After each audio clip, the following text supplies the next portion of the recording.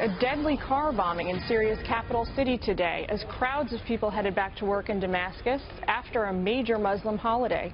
Security officials say they foiled 2 other separate attacks that could have claimed even more lives.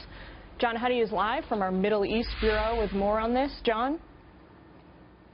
Yeah, well, Jillian, we're hearing that the death toll in today's attack may be as high as 12, even 18 people killed.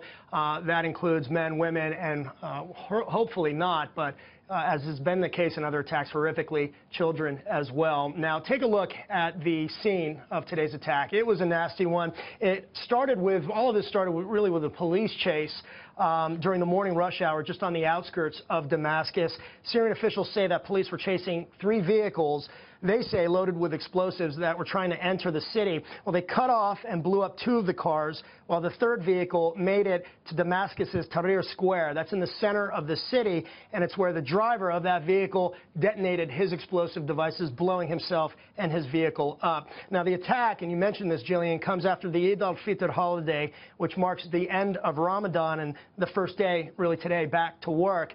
It's unclear at this point if this was the work of ISIS, as was the case in another attack back in March, or some kind of rebel group or rebel faction fighting Syria's government. Also the case in another attack in northern Damascus back in March that killed dozens of people.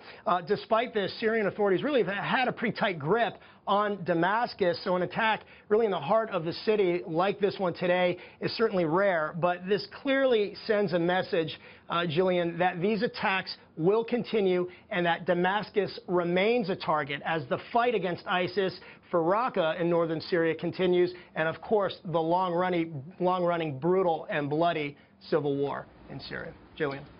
Thanks for that reporting, John. Please keep us updated.